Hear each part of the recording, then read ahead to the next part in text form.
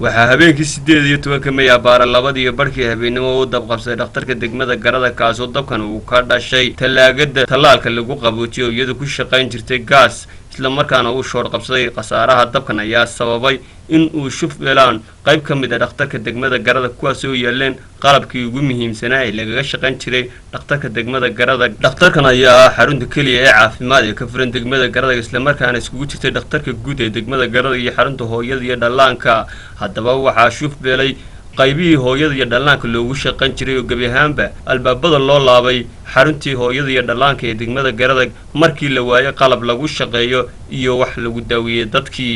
haddaba tan iyo intii uu gubtay xarunta hooyada iyo dhallaanka ee degmada Garada ayaa waxaa caqabad la soo daristay dadweynaha ku dhaqan degmada Garada iyo nawaaxigeeda iyadoo hooyada iyo dhallaanka laga keeni jiray meel ka fog 100 kilomitir haddaba iyaduna waxaan la hilmaamin kana caqabada haysta hooyada uur kale oo iyadu tan iyo intii uu gubtay xarunta MCH ee degmada Garada iyo la waayay xarun loogu shaqeeyo isla markaana la gaarsiin kari waayay goboladii Togdheer iyo Sanaag iyadoo degmada Garada aan haysan wax ambalaasa oo lagu gaarsiiyo gobolada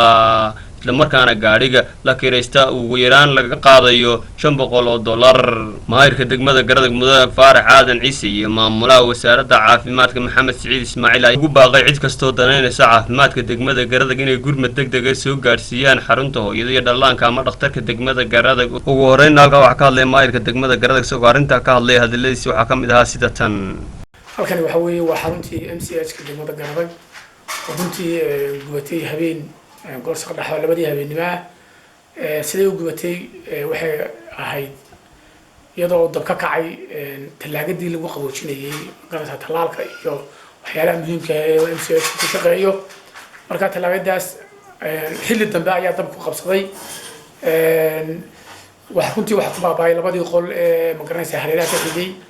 ومن نقول كي دليفري جام هويين كي دلان هويين اللي قدر اللي نشري هاي من نقول قول كي عند الويد كيف يعني ميسان كي يوح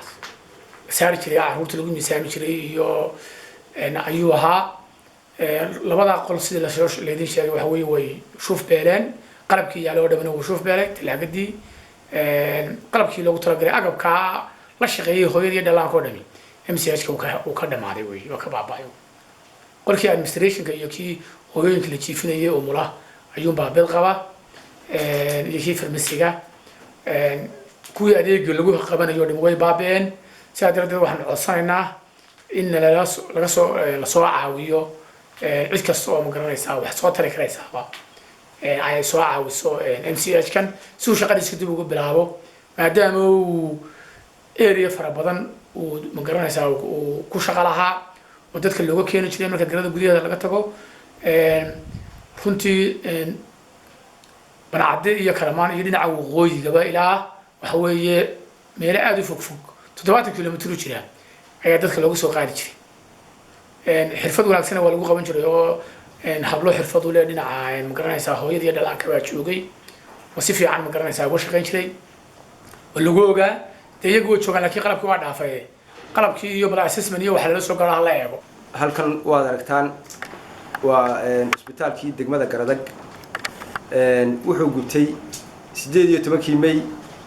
labadii habeenimo iyo barkii uu gubtay qasaare aad u weyn baana ku yimi waxa gubtay laba qol oo kala ah qolkii dumarka laga umuri jiray iyo qolkii carruurta lagu daweyn jiray labada qol wax u haray oo qalaba iyo wax u haray oo guri midna ma jiro waa labada qol aad u waaguteen haddaan idinka warramo cusbitaalka degmada Garada waa cusbitaalka shaqayn jiray wuxuuna mas'uul ka yahay oo looga keenay jiray dadka 30 tuulo iyo 20 ceelbiyood dadka ka yimaada ayuu u ahaa cusbitaal oo ima jiray oo lagu daweyn jiray xaalad caafimaad oo haddeer Garada ka shaqaynaysaana totally ma jirto waayo labadii meelood ee ugu muhiimsanaa ee wax laga qaban jiray ayaa gubtay qalabkiina waa ku dhamaaday oo waa wada gubtay waxaanay ma jiraan waxaanu leenahay oo aanu ka codsanaynaa dawladda iyo hay'adaha ku shaqada leh iyo jaaliyadda in ay si degdeg ah wax uga soo qabtaan oo loo soo gudmado xaalad caafimaad oo degmada garada ka jirta ma jirto ومدرسة قرادة